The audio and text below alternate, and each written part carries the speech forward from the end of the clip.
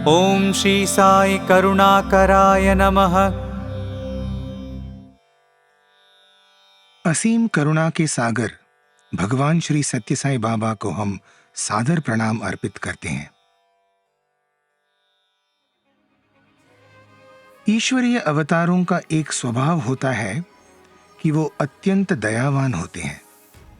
अवतार दीन दुखियों की करुणा पुकार को सुनकर प्रत्युत्तर देते हैं और उन पर करुणा की वर्षा करते हैं तथा उन्हें आनंद प्रदान करते हैं।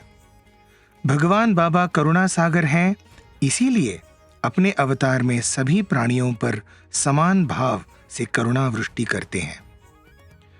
चेन्नई के एक रेलवे कारखाने को कोरिया देश से रेल के डिब्बे बनाने के लिए ठेका मिला था।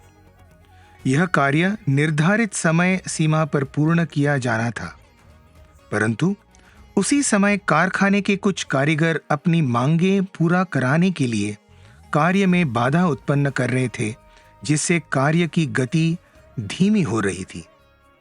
निर्धारित समय पूरा होने से पूर्व कार्य के निरीक्षण हेतु कोरिया अधिकारी पहुंच गया था। उन डिब्बों को ले जाने के लिए मुंबई से जल जहाज मंगवाने की कार्यवाही प्रारंभ हो गई थी, परंतु डिब्बे अभी तैयार नहीं हो पाए थे। कारखाने के प्रमुख अधिकारी चिंताग्रस्त हो रहे थे। स्वामी के परम भक्त होने के कारण उन्होंने स्वामी से कृपा पूर्वक मार्गदर्शन प्रदान करने हेतु आर्त भाव से याचना की। उन्होंने स्वामी को एक पत्र लिखा।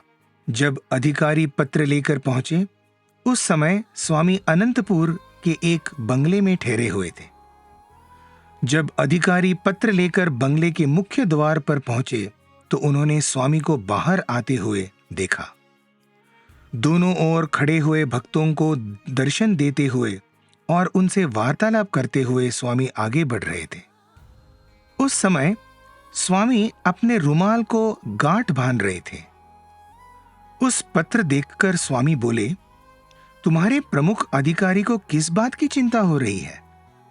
जब डिब्बे तैयार हो जाएंगे तभी जहाज वहां पर पहुंचेगी और उनकी समस्या इस प्रकार हल हो जाएगी।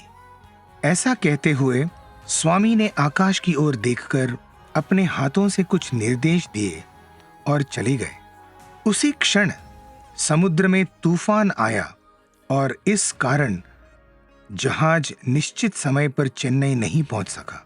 जब जहाज चेन्नई पहुंचा तो उस समय तूफान के कारण अन्य जहाजों की भीड़ होने से बंदरगाह पर पहुंचने में जहाज को 4 दिन लग गए।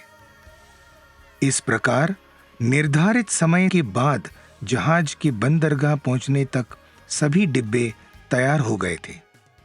करुणा सागर स्वामी ने अपने भक्त की रक्षा की। तो यह इस नाम की महिमा है। आइए हम इस नाम का जाप भाव और भक्ति के साथ करें। जय साई राम।